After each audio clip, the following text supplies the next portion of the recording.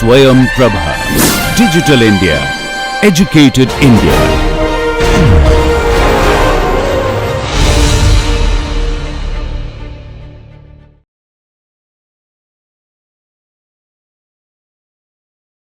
So we were talking about recycling and refurbishing. Sudhakar gave a very good example during the break about dialysis machine. He said that they import these dialysis machine from other countries where after 6 and 7 years of use, they are kind of condemned. It's not that they have reached the end of life. They are condemned because of their country's policies after 6 and 7 years of use. So those are important, and they go through refurbishing them to bring them to the standards that are acceptable to be used here in dialysis. And so that is an example of a refurbishing kind of a thing that happens, legitimate. And also reuse. Can you repeat the example on reuse, sir? I think that times. And it's other name. Okay. What are you using? Die. It's not Other countries use it only once, single use kind of a thing. Okay. So now we want to talk about more on the research issues that people are working on healthcare supply chain. So this session would focus on the research kind of things, which is primarily after COVID, is to develop the resilience. How do you make the healthcare system much more resilient? So which means looking and attacking the risks, what kind of risks healthcare systems and healthcare supply chain systems face, and then leading to the resiliency matrix. So we'll finish with that, and I'll give an in-class example today of simple cases for you to look at and see where will you put it into that matrix. The matrix is a 2x2 matrix, you will see, and how do you move from one quadrant to the other, which is an improvement in resiliency. And that's what we want to and then examine some emerging trends shaping the future. So this is the research perspective of healthcare supply chain management. So risks, we talk about risk, and that means I call it as, IAM, risk identification, risk assessment, and risk mitigation. So any system, first step is to identify the risks. If you don't know what the risks are, how can you develop plans about how do you mitigate and how do you assess then the risk? What is the impact of risk? Risk by itself is not bad. Some risks are good to take, but risk turns into a place where it affects your system. That's what you want to understand. So the assessment of a risk is important. And finally, once you know the assessment of a risk, what are your strategies so that you can mitigate? I always joke to my students, the best way to mitigate a risk is to pass it on to somebody else, which happens a lot in supply chain, right?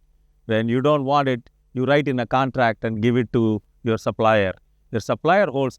Remember, we're smiling, but we know that the whole idea about vendor managed inventory, VMI, is a risk passed to the vendor. Vendor managed inventory, which is the vendor is owning your inventory and sending it to you only at the time you want, and it's not in your books, it's in the vendor's books from a financial standpoint. It's a great, you can sell it both ways. If you're a marketing person, you would sell it as what a service opportunity for the vendor to the customer. But then it's a risk if you think about it. So mitigating risk, other than passing it on to somebody, let's find out what else we can do to it. So Sujan put this together in terms of what are some of the antecedents of healthcare supply chain resilience. So if you want to say my healthcare system is pretty resilient, then what are some of the things a priori, antecedents is a priori you want to look at, and how do you handle them? So obviously the factors that you identify as risk factors, what are the assessment of those factors? How do you mitigate those factors, and how do you integrate those mitigation together so that it becomes much more powerful?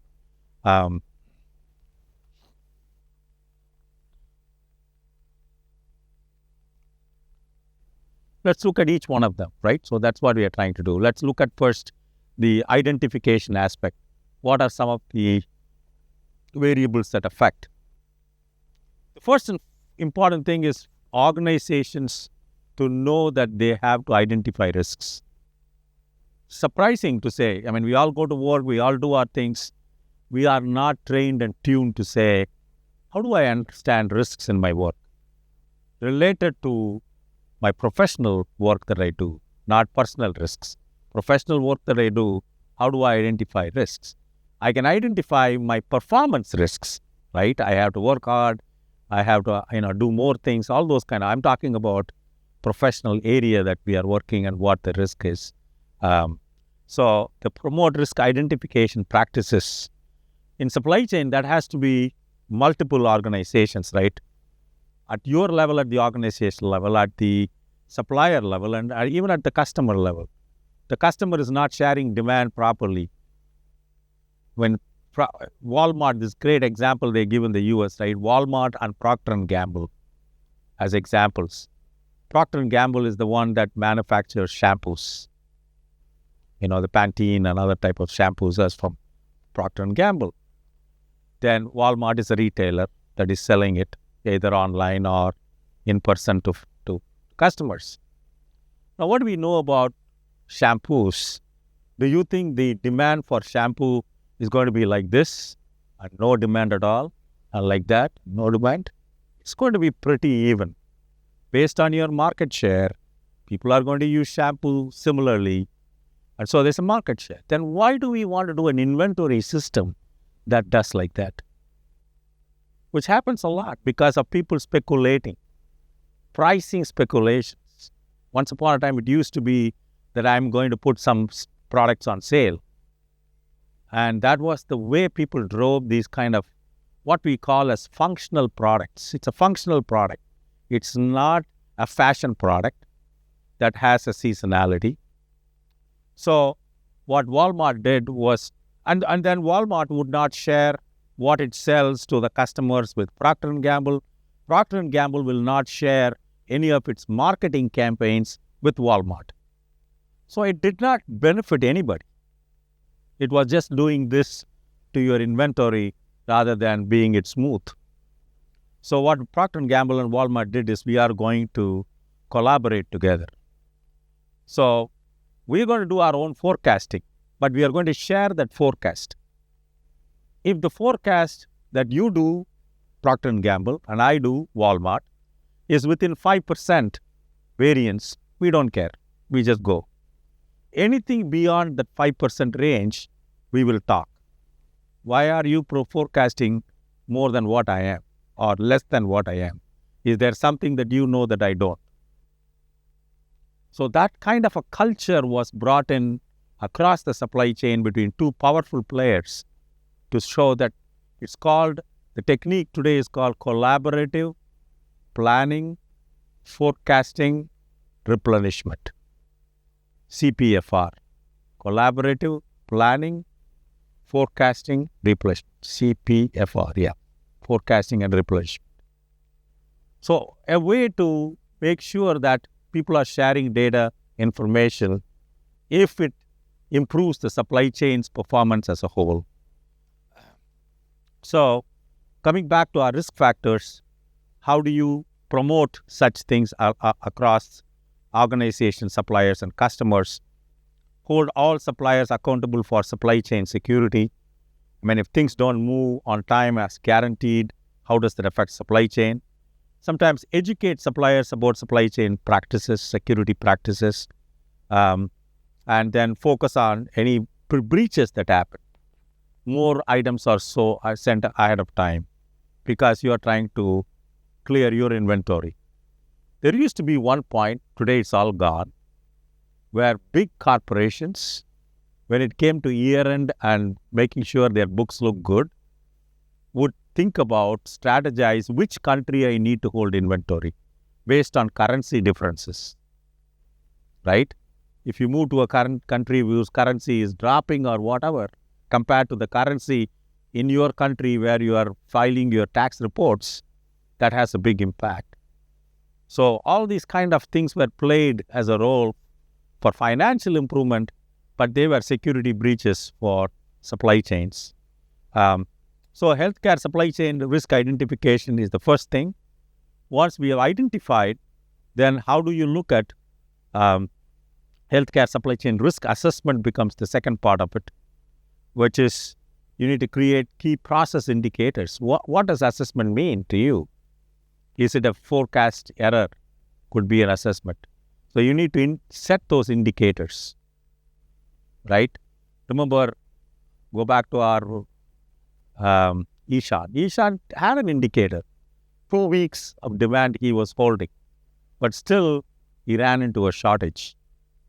So he's going to now go back and relook that and say, should I have 3 weeks of demand?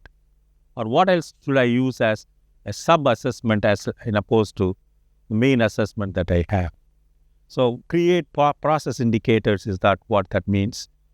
Give supply chain visibility to the key performance indicators. So these indicators not just defined, but broadcasted. Who was talking to me? Were you telling me about dashboards? Would you please share that with us, please? The mic is in the front. Sundar.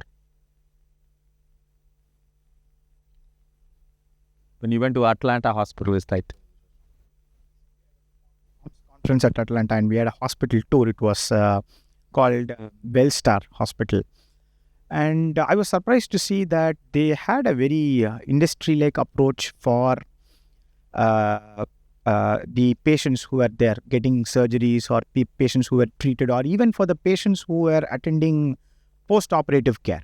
So outside every ward or every surgical operating theater, there was a dynamic dashboard where real-time data was coming in, and from that the dashboard was displaying who are all the patients in, what are they for, and what is the procedure that is being done currently, and what is the estimated time for completion of the process, so that when will that operating room or the room that they are using become free for the next use. Everything was dynamic. Things were coming out. So this is not just for the surgery, but even for elderly care. There was a room where people who had heart surgery, they were getting physical exercises as groups together. And it also said the occupancy of the room is 4 people are getting treated. There is a nurse and a physician who are assisting them for their post-operative care exercise. Everything was outside. So if somebody wants to track something, everything was there for them. So this was a present separate, because I've seen it in other industries, but seeing it in the healthcare context of how the rooms are being occupied and what's being done with real-time data. And also, if I may add one thing, I heard it from the Indian context as well. Most of you should be knowing about Narayana Hridayalaya here. And I recently heard from one of the data science officer who gave a talk at ISB that for certain wards where critical patients were there, all their vitals are taken and then it's connected to the Fitbit of the doctor. So all the vitals of these 40 patients in a particular ward would be connected to the server, and from the server it would go to the Fitbit of the doctor. If there is any deviation outside the limit, the doctor will immediately get a notification. The doctor may not be there in the ward. Then he will call the nurse and then say, I'm getting some alert on this particular patient. Can you go check it up? And again, this is also real-time data that is connected to the hospital. So not just the patients, even the doctor may not be there virtually or physically in order to attend to the patient. And then the nurse can just start attending to the patient, and then the doctor can come in that time. So this is happening as we speak about it, even in the Indian context as well as the US context. So this was my experience. In India, there is a startup called Cloud Physician. They do the same thing like whatever sir mentioning about real-time monitoring about the patient. Even it's they're in ambulance on the road. They do monitoring from the hospital itself. Yeah. I mean, the thing about visibility to the KPI is exactly what you both are talking about. If we can make it, then people can react to it if it is real time in this case. Supply chain risk register and mapping. I mean, what are your risks? and how do they map across the supply chain? So a same risk might play differently in one part of the supply chain versus the other. So the mapping across is important. I'll tell you an example that I learned during COVID, but it's not in the healthcare. It's in John Deere, the company that manufactures farm equipments and things of that type in the US. So, as you know, in many of the equipments today, semiconductor is becoming a very critical part. And so, one of the companies from which they buy all these pumps that go into the equipment is called Parker Motors. Now, you people have heard about John Deere. Nobody knows about Parker Motors. They are probably 5 steps removed in the supply chain. But Parker Motors is a customer for, say, Intel, which manufactures electronic chips. Now, who are the customers to Intel? Large corporations like General Motors and others. So, Parker Motors to Intel is somewhere low in the priority. Whereas Parker Motors or motors are very critical to John Deere, which can stop a production line if the motors have not been delivered on time. And during COVID, Parker Motors could not, after coming out of COVID, their semiconductor demand suddenly rose. All the companies came back in the world and wanted semiconductors.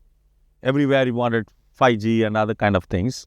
So suddenly Parker Motors found itself dropping in the priority as to when it will get. But then they couldn't negotiate because they are not a big customer to them. So the mapping here, the risk mapping happening at Parker Motors level is affecting a company like John Deere sitting at a different point in the mapping. So John Deere had to now get on the phone calls with Intel using its political clout or its business clout to negotiate the orders for Parker Motors. So if the mapping did not happen, John Deere would not recognize that as a risk coming in, which is why we are saying map those risks across the supply chain so that you know the importance of it. And then monitor the changes in probability or impact of risk events, right? Today, after COVID, people are saying any white swan or black swan kind of events should be given a higher probability that it may occur in the future and see what happens. Because who thought about in your scenario planning to put a scenario saying, what if COVID? Nobody did that. I mean, people put all kinds of what ifs, but nobody in their scenario planning put a what if COVID. Today, people are saying, as you're doing a scenario planning, your probability of that event, play with that probability. What if that probability became 50% or more? What happens to your supply chain and the risk that plays out? So, or actually something might have changed. The impact of the risk would increase. Yeah, stop here and ask questions. Go ahead, please. Well, 2 things about this. One is the what if part of it. The second is reacting to the what if part of it. So, one of the research that Sujan is focused on is called the viability in supply chain. You want to say a few words about that because that kind of answers your question is how soon do you react to something and completely change. Whereas what I'm talking about is planning for it, but then reacting because you could prepare your supply chain ahead of time, which is what mostly resilience is. You prepare for it, whether it happens or not. But viability is a different concept. Please talk about viability, please.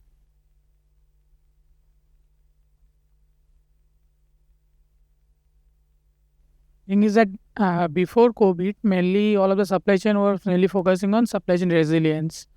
So it's a huge word that came under up to 2000, and most of the researcher and academics, they're focusing on supply chain resilience. And that time, as already we have gone through reactive and proactive strategies to mitigating supply chain risk. So mainly we are focusing on proactive strategies, not reactive strategies. That time mainly we are focusing whether there will be any disruption and how to come out from the disruption, all those things like short time disruptions. But COVID was one of the things that reacted many more that some academics were real life person have forecasted or predicted through. So after that, it got shifted to adaptation based strategies. So now it shifted these strategies to proactive to reactive strategies that also in morning we have gone through. So now resilience came through supply chain viability. So in supply chain viability, that already in the morning someone asked about agility, flexibility, all those strategies.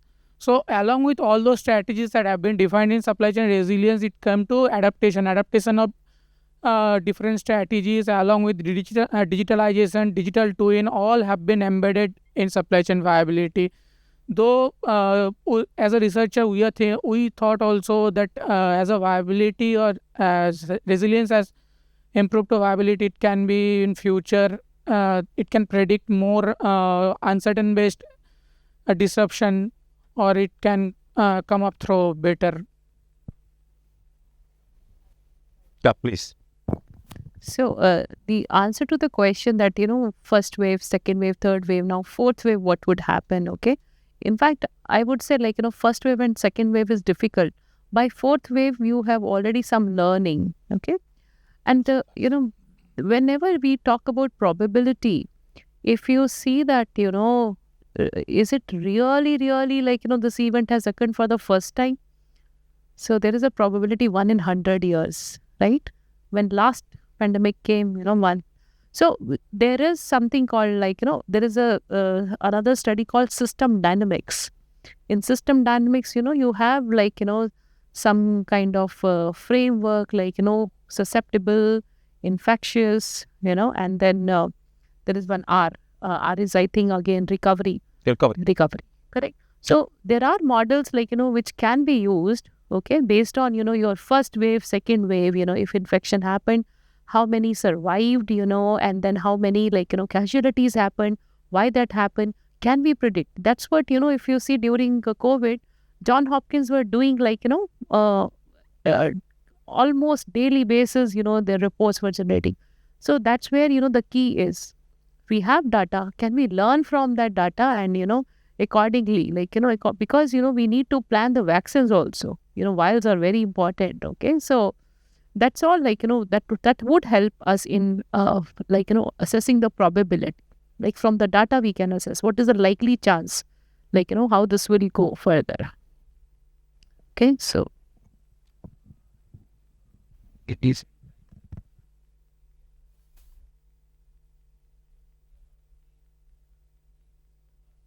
There is somehow. We are looking to the suppliers. supply chain mapping, that's what supply chain mapping is. You have to do supply chain mapping. What is supply chain mapping? Understand your full supply chain, even from to your mother, till your mother earth. That's what happened in auto sector. What is the current issue, right? The magnet, right? The electromagnet component, very rare component. These are the struggling now, right? So how important component is, how valuable that component is, maybe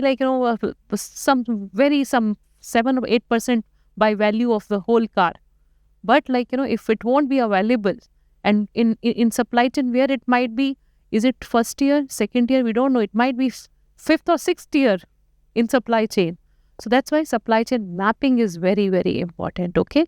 Vaccines, from where it is manufacturing, from manufacturing where it is coming, right? Where is our distributor? Where is our wholesaler? How long it will take? So where we have got allocated, right? So all those things, you already have a learning from first wave, second wave. Can we extend the same to the third wave, okay? And all state governments were publishing the data, real-time data, So now it is up to us. Can we learn from that data, and... So what did you do with the mapping? Your question that you raised, where you talked about, what is that? Some redundancies in systems are part of resilience too. So having some extra inventory or things of that kind. But as Professor said, there was a wave where learning happened in each wave. How did we transit to the next wave? Not all of us did it well. Let's say, because humans get afraid and we my wiggly giggly example I gave you, we do the same mistake. The next year, the previous year becomes our benchmark to plan. Viability that Sujan was talking about to some extent says, yeah, now that we have learned, what are some of the strategies that we could use? For example, one of these things that we all learned, just like you're talking about mapping, is called repurposing your supply chain. Can the same supply chain be repurposed for something else? For example, Tesla was repurposed one of its supply chain to produce ventilators. So that kind of a learning has happened in COVID, is repurposing your supply chain. And so that improves your viability to some extent. So the outcome you're looking at, where we had more, masks and things like that, is not a bad outcome. It could have been mitigated a little bit. So that's what I would say. Okay, let's move on. We're getting close to the end of the day. So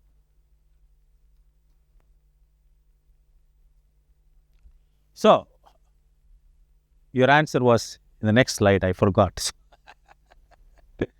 What are some of the risk mitigation that, and going back to the word buffer inventory, you mentioned that. So buffer inventory is here.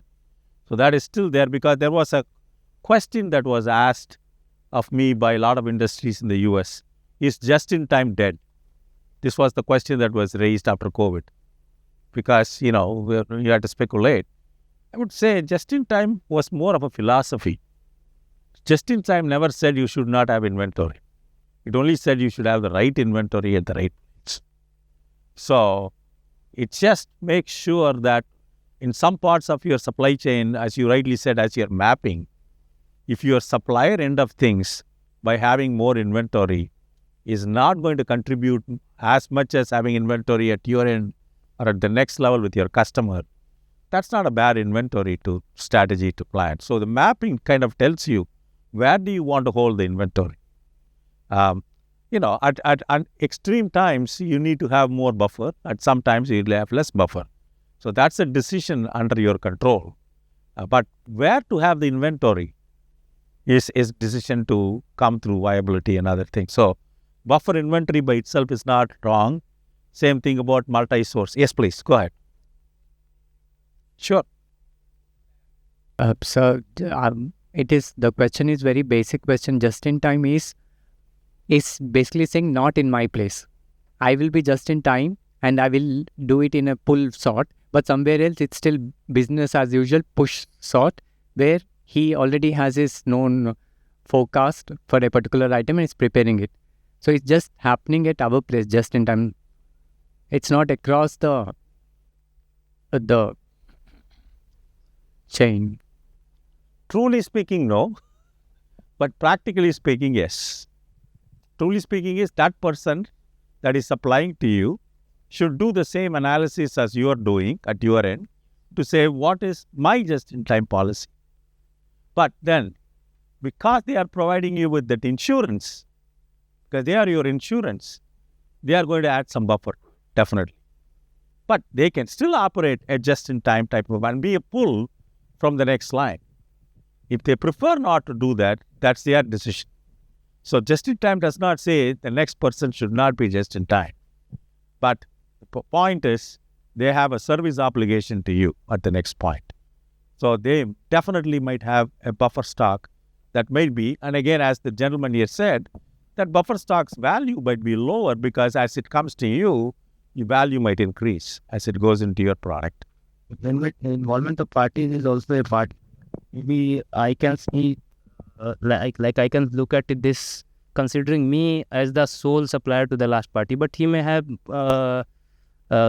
customer like me, like many customer like me. So he may have different synchronization. Like this is not synchronized with Shanghai and all. Yeah. This concept would not be like uniform throughout. We have not argued that EMI do not bad for the supply. Yes. Good for supply. Supply has now good control. Yeah. So the suppliers. Yeah, well,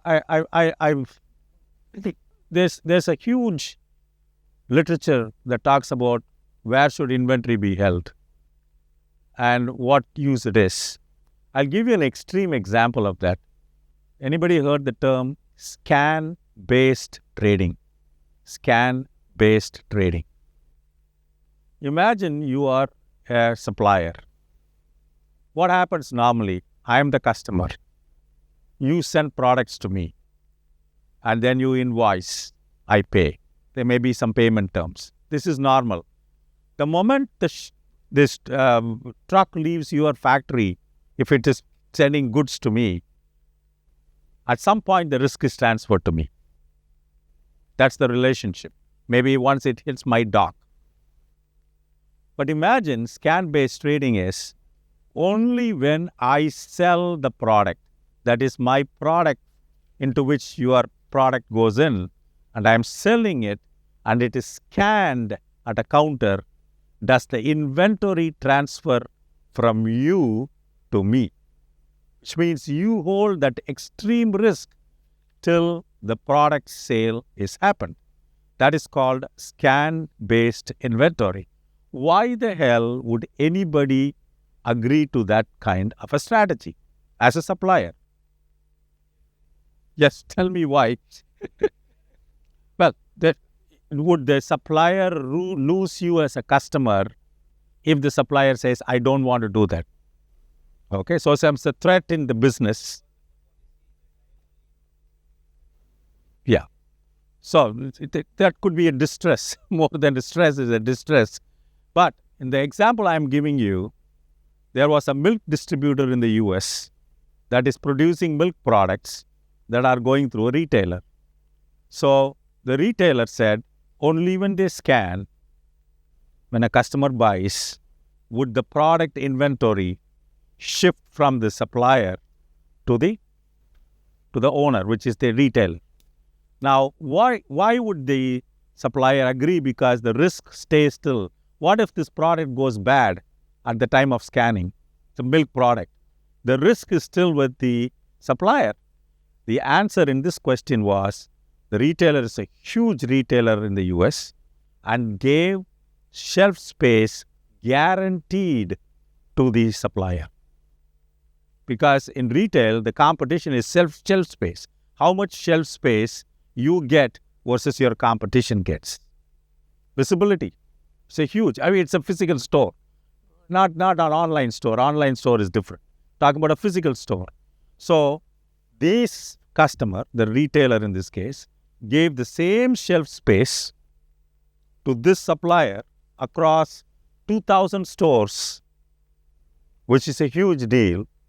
And for that, the risk faced by the supplier is, I'm going to own this inventory till it is scanned. Line. Yeah.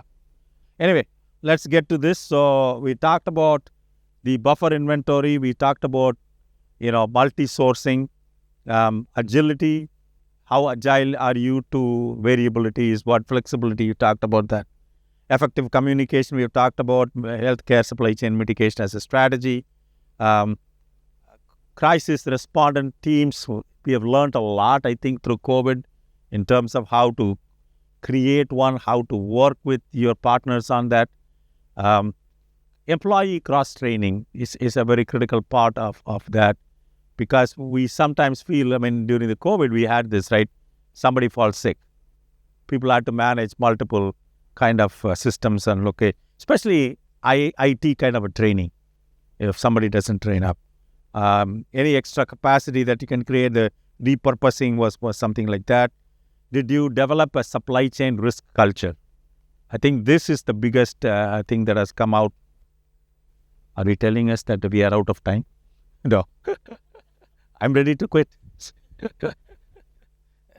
The supply chain risk culture is a part of that, and any alternative transportation modes. I'll give you an example. Interestingly, the epicenter of COVID was Wuhan in China, right? That's where it originated and all. But Wuhan is one of those provinces around which about 60% capacity is for United States. The products that were manufactured were going, Europe and United States. So when Wuhan was shutting down, the transportation modes were shutting down. The ports were shutting down. Airports were shutting down. So Wuhan had to make a decision because they couldn't use the Chinese infrastructure to move their goods quickly to Europe and US. So what they did was they moved it all upwards to Russia. And through the Russian railways, they moved it to Europe. And from there, they did all the movement afterwards. So alternative mode of transportation is very critical as you look at supply chain mitigation.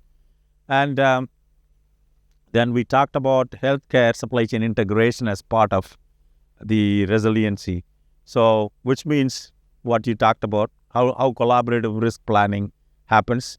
Sundar talked about visibility as one of the critical ones. How much of information sharing happens.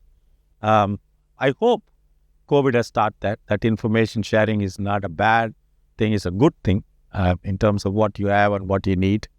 Any joint decision making, I talked about this Parker Motors and John Deere, they had to make some joint decision making. And what kind of coupling was there between, and you said the mapping helped understand how your supplier inventory is valued. So that coupling is important to understand. Okay, so I'll finish with the next slide, I think. Yeah. So this is our matrix that we are talking about. Supply chain resilience matrix for healthcare. So this is the takeaway from today, please. As you go into your particular line of work, you may want to see which quadrant you like based on the work that you do. So I'm characterizing it as 4 zones. The best zone to be, so what are the zones based on?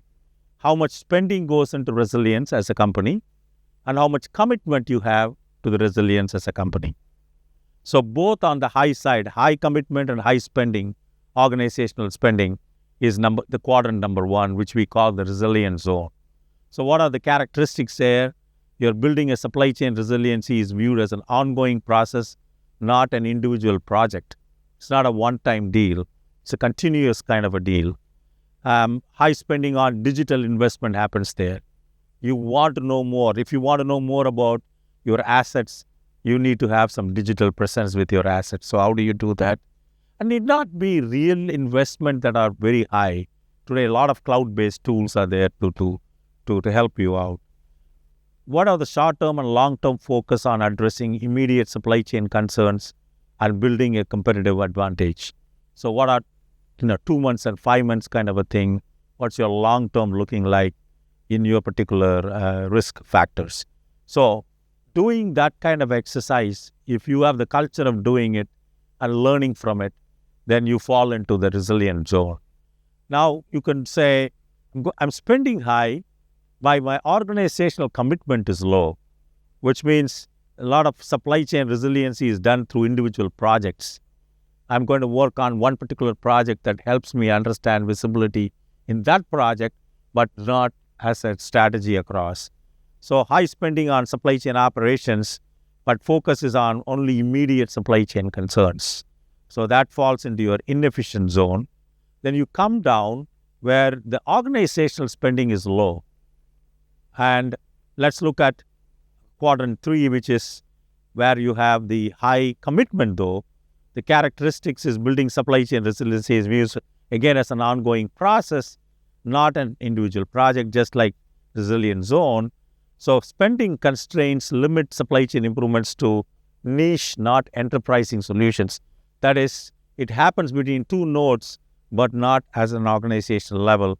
The short-term, long-term focus on addressing immediate concerns and potentially building some competitive advantage, similar to quadrant 1. So that is, the last one is the reactive zone, which happens a lot, where both are low. The organizational commitment is low, spending is also low, where the focus is only on immediate supply chain problems. So, have you given the handout? Okay, if you look at the handout, it gives you some scenarios. If you read that, and then if you can discuss with your teams, to talk about which quadrant would you put each of the category of cases I've given, small paragraphs, and discuss how you can improve. Then we can talk about it.